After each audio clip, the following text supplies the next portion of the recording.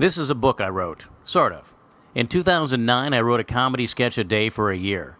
This is all of them in one place. I didn't write them to have a book, but they ended up in there. Not published by Simon & Schuster or Samuel French or some university press. Published by me.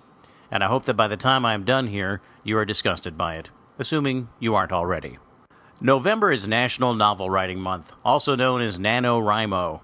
Last year, the official NaNoWriMo website had 165,000 participants registered. 30,000 of them completed the goal of cranking out a 50,000-word novel from scratch. It's like the marathon for out-of-shape would-be writers. If this year's number of participants has increased like it has every other year, that means there could potentially be 40,000 new novels completed and published.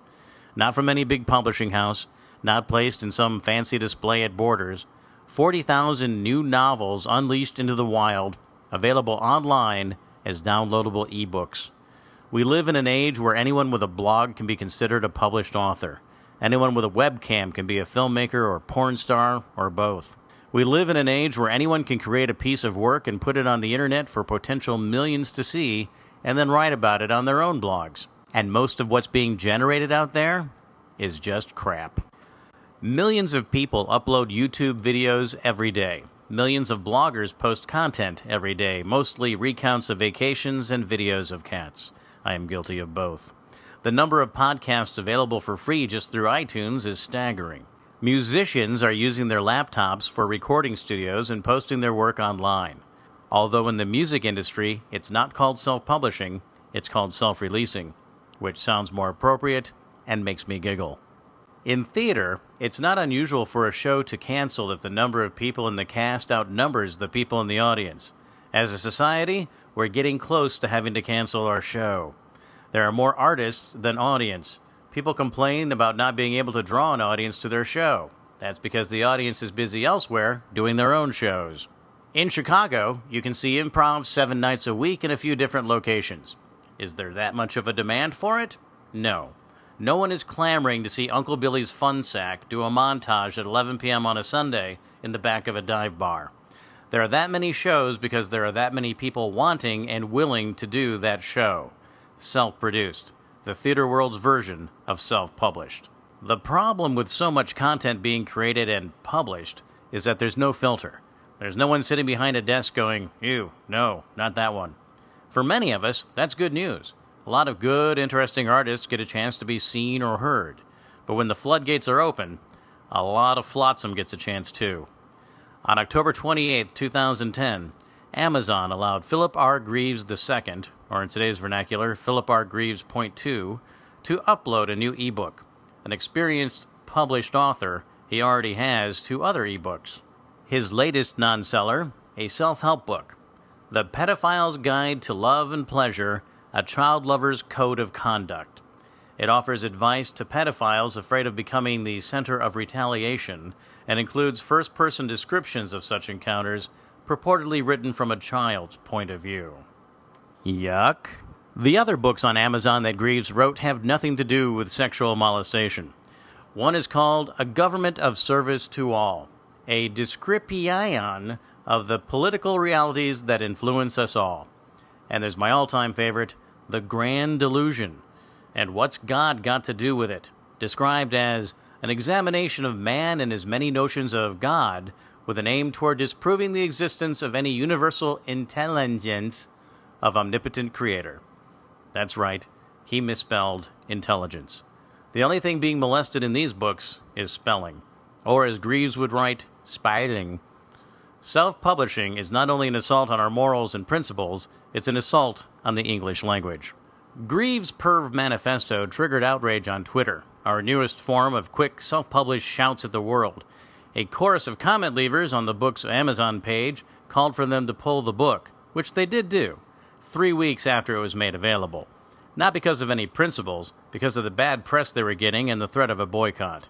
Look, I'm not defending pedophilia or a pedophile.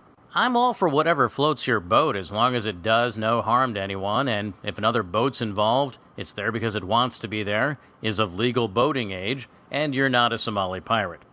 Amazon initially refused to take the book down based on freedom of speech. hard to argue against because then we start talking about where to draw lines. Many critics claimed Amazon endorsed pedophilia just because they carried the book. They have many other books about pedophilia, fiction and nonfiction, from textbooks to Lolita. This one, however, tells people how to get away with it, which many people feel goes too far.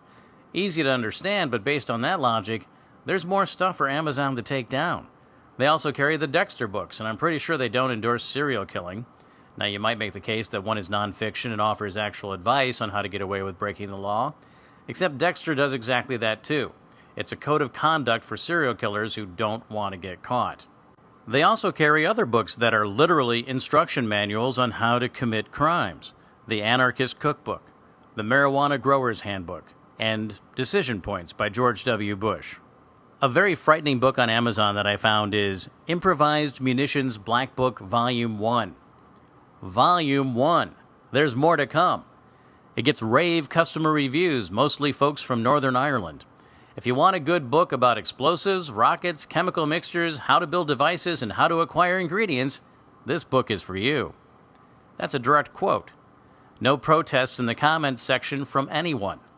A little more frightening is the accredited author, self-published by the U.S. government.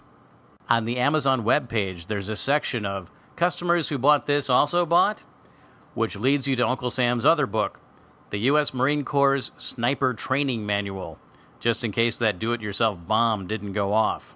Before the Pedophilia for Dummies book hit the headlines, its author claimed it had sold precisely one copy. After the media picked up the story, it had moved enough units to make the Amazon's top 100 list. Top 100 out of hundreds of thousands of books. Quite an accomplishment for a self-published ebook by an unknown author who rejects the oppression of spell check. I seriously doubt the books were scooped up exclusively by pedophiles. That's the double-edged sword of offensive material. One has to read it to be able to intelligently comment on it. Oh, not the people protesting. We all know the loudest protesters are the ones who didn't read the book or see the movie. Sadly for them, the digital age has taken its toll on book burnings.